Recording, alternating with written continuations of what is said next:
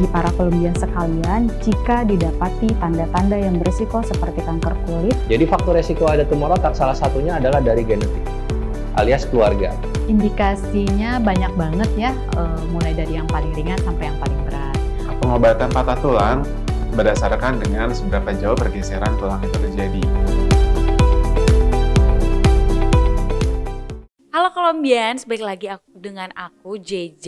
Nah, pada video bersama dokter kali ini aku sudah ditemenin oleh dokter Siska. Nah, kali ini tuh kita mau bahas seputar resolusi makan sehat 2025.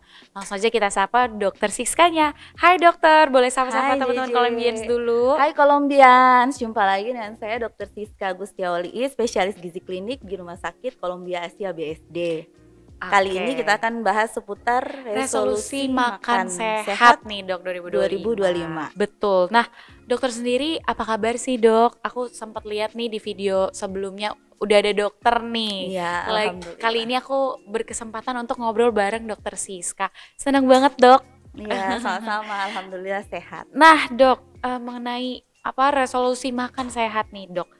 Yang pastinya kan setiap kita tuh pasti punya wishlist ya dok, setiap tahun barunya gitu. Nah salah satunya nih adalah resolusi makan sehat. Kira-kira gimana sih dok cara kita bisa nih istilahnya menjaga atau mencapai resolusi makan sehat? Kira-kira dari dokter sendiri gimana sih sarannya nih untuk Colombians semuanya? Oke. Untuk Colombians, gimana sih resolusi untuk makan sehat khususnya di tahun baru ya 2025?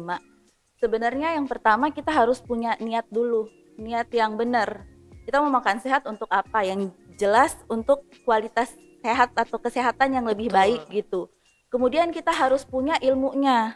Ya bagaimana kita untuk menerapkan itu kita harus tahu dulu nih ilmunya. Kemudian setelah kita tahu ilmunya, kita siapkan kondisi yang mendukung gitu. Kita harus cari bisa partner, keluarga yang untuk bisa sama-sama mensupport agar kita bisa menjalankan resolusinya. Dan yang terakhir sebenarnya kita butuh untuk monitoring dan evaluasi jika perlu. Jadi kan memang khususnya buat teman-teman yang memang ada tujuan khusus untuk dietnya, misalnya untuk menurunkan berat badan dan untuk kondisi medis tertentu, ini tuh tentunya dibutuhkan monitoring dan evaluasi yang berkala gitu.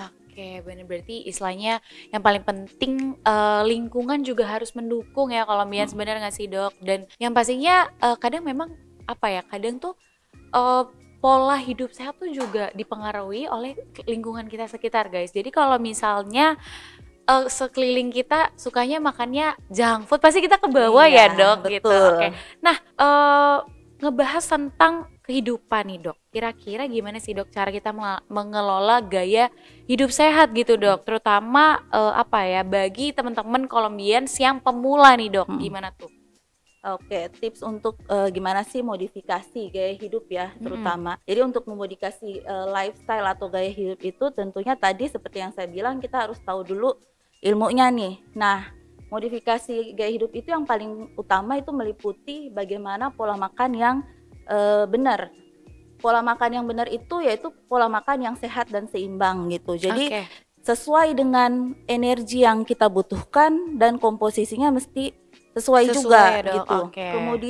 Kemudian kita memilih jenis dan jumlah makanannya. Jadi kita udah tahu dulu kebutuhannya, kita pilih jenis dan jumlah, dan yang paling penting juga jadwal makannya mesti on time, teratur gitu. Betul. Kemudian exercise yang nomor 2, kita jangan lupa kita harus membiasakan exercise yang teratur. Jadi olahraga yang nggak harus, yang penting aktivitas fisik lah yang teratur, minimal 150 menit per minggu gitu. Kemudian kita juga harus manajemen waktu tidur dan juga manajemen untuk stress manajemennya itu harus baik gitu. Jadi modifikasi gaya hidup itu kurang lebih meliputi 4 hal utama tadi. Nah berarti bisa dibilang itu salah satu istilahnya kalau Colombians nih pengen punya resolusi makan sehat 2025, kira-kira apa sih dok resolusi makan sehat di 2025 yang tepat nih? Bagaimana sih resolusi makan sehat nih ya? Jadi lebih spesifik nih kita bicara tentang makan sehatnya. Makan sehat ini tentunya definisi sehat ini berarti kita memasukkan tentunya makanan yang sesuai dengan kebutuhan kalori maupun zat gizi yang kita butuhkan gitu. Nah, tips-tipsnya sebenarnya itu kita harus tahu tadi kebutuhannya, kemudian kita utamakan sumber makanan yang real food.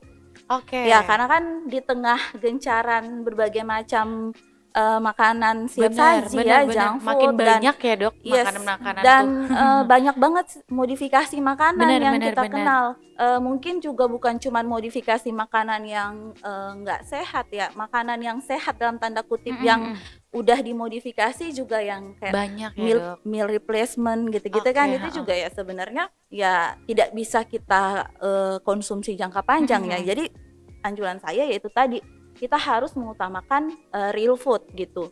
Udah gitu kita juga harus membatasi makanan-makanan yang digoreng. Ya, sementara kita goreng-gorengan, agak berat itu ya dok gitu ya.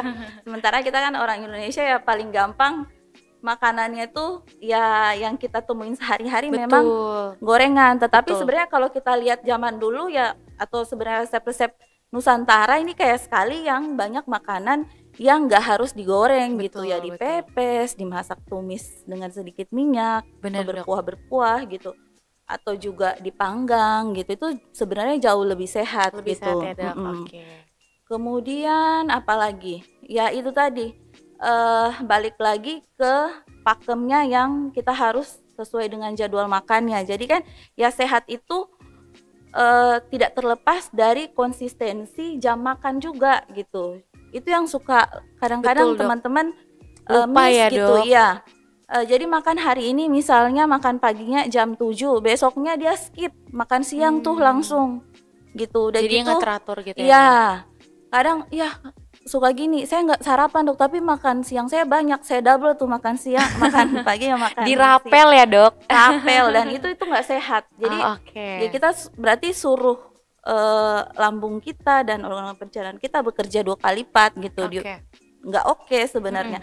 Jadi sebenarnya porsi makan, jam makan, jenis yang dimakan itu juga menentukan kesehatan gitu.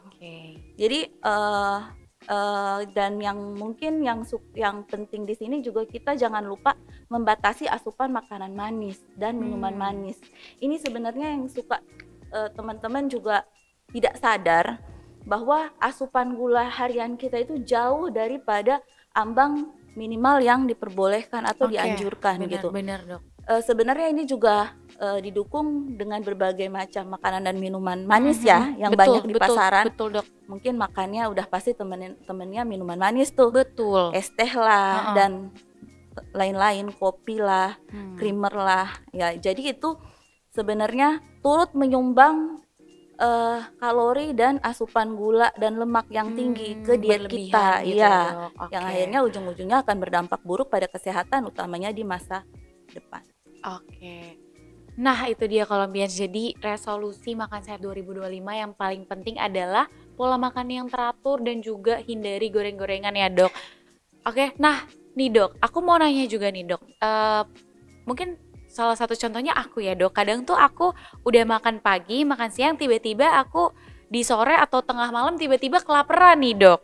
Nah kira-kira cemilan apa sih yang cocok nih, yang pastinya juga rendah kalori tapi juga mengenyangkan? Karena kalau tadi dokter menyinggung tentang pergulaan ya Colombians, ini fun fact, aku tiap malam kadang suka pesan martabak manis nih dok, tapi kayak bisa habis setengah kotak sendiri. Jangan dicontoh ya teman-teman Colombians. Dan walaupun aku masih muda kan berasa sih dok aku kayak jadi cepet naiknya berat badannya gitu. Dan cuman kan kadang kalau nyemil yang sehat tuh pasti stigma Colombians ya, kayaknya nggak kenyang deh, nggak nendang gitu. Nah tapi ada nggak sih dok kira-kira cemilan nih yang cocok dan rendah kalori tapi juga mengenyangkan gitu dok?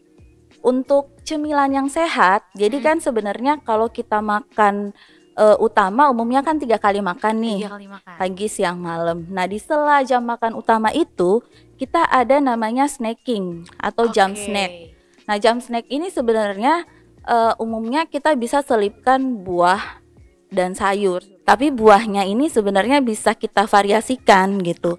Dan harus ingat bahwa buah ini sebenarnya kaya akan serat dan sebenarnya mengenyangkan gitu kalau dimakan dengan porsi yang tepat. Dan sebenarnya utamakan kita makan dalam kondisi fresh dan tidak ada olahan. Jadi better misalnya si buahnya itu ya dimakan langsung, dipotong-potong dimakan langsung daripada choice-nya di jus. Karena kalau di jus kan ya seratnya jadi berkurang gitu. Ya, jadi efek mengenyangkannya juga minimal. Atau misalnya kita bisa bikin yaitu salad sayur, atau misalnya buahnya divariasikan dengan serat lain, misalnya dengan dibikin puding yang plain, ditambahin potongan buah, itu juga bisa jadi choice cemilan yang sehat. Sekarang tuh kan banyak juga ya nih Colombians kita temuin nih dok, kayak cemilan-cemilan atau makanan-makanan sehat yang ngeklaim kalau mereka itu rendah kalori gitu. Nah itu sebenarnya benar juga nggak sih dok? Maksudnya apakah kita tetap bisa misalnya ada yang mereka dari sayuran gitu dan tapi mereka berbentuk cemilan gitu. Nah itu kira-kira bisa juga nggak sih dok untuk kita konsumsi? Sebenarnya kayak sayuran atau buah yang dipanggang gitu-gitu kan, itu biasa dikemas dalam bentuk cemilan. Itu sebenarnya oke, tapi ditanya apakah dia lebih baik daripada buah atau sayur yang real, yang asli, yaitu tentunya beda. Itu lebih, itu bisa sesekali dimasukkan ke dalam menu cemilan, tetapi sebaiknya tidak setiap hari gitu. Karena itu kan tetap ada proses pengolahan yang tentunya mengubah struktur dan juga jumlah seratnya.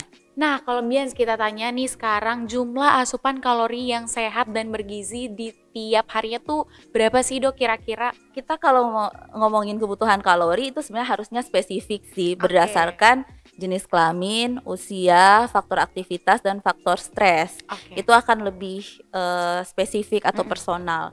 Tetapi memang ada range nih yang kira-kira menggambarkan kebutuhan atau jumlah kalori yang dibutuhkan secara garis besarnya untuk usia kurang dari 30 tahun untuk wanita itu kurang lebih di 2000. Nah, dia akan menurun seiring bertambahnya umur. Jadi nanti range-nya akan jadi sekitar 1600 sampai 1800. Nah, untuk laki-laki rata-rata range kalori yang dibutuhkan per hari itu bisa di antara 2000 sampai 2500. Atau lebih, ya itu tadi tergantung dari 4 faktor tadi. Ya ada identifikasinya masing-masing gitu ya dok. Ada faktor pengalinya. Nah selain itu kira-kira apa sih dok manfaat kita nih untuk apa ya istilahnya mengatur kalori yang kita asup nih dok, kira-kira manfaatnya apa sih dok buat kita sendiri gitu? Manfaat untuk kita mengatur kebutuhan kalori harian itu tentunya banyak sekali. Di antaranya untuk mencukupi kebutuhan energi sehingga mengoptimalkan aktivitas kita, khususnya misalnya untuk teman-teman atau anak-anak yang dalam usia pertumbuhan itu akan memaksimalkan pertumbuhan dan perkembangannya. Kemudian juga untuk menjaga atau meningkatkan imunitas. Daya tahan tubuh tentunya akan semakin baik jika kita diberikan asupan yang adekuat. Kemudian juga untuk manajemen berat badan. Pastinya karena ketika intake kalori yang masuk seimbang dengan intake kalori yang keluar itu balance, tentunya itu akan menjaga regulasi berat badan kita. Sehingga balik lagi kita harus ingat regulasi berat badan semakin baik atau semakin ideal berat badan kita, tentunya itu akan berpengaruh pada kondisi kesehatan secara keseluruhan. Jadi bisa bilang kalau kalori kita asal-asalan tuh itu berpengaruh jelek juga gitu ya dok buat badan kita. Impact-nya nggak baik. Nah itu dia Colombian seputar informasi kenapa sih kita harus punya resolusi makan sehat di tahun 2025. Terima kasih banyak Dokter Siska untuk sharing-sharingnya, sangat insightful buat aku. Sehat selalu buat dokter.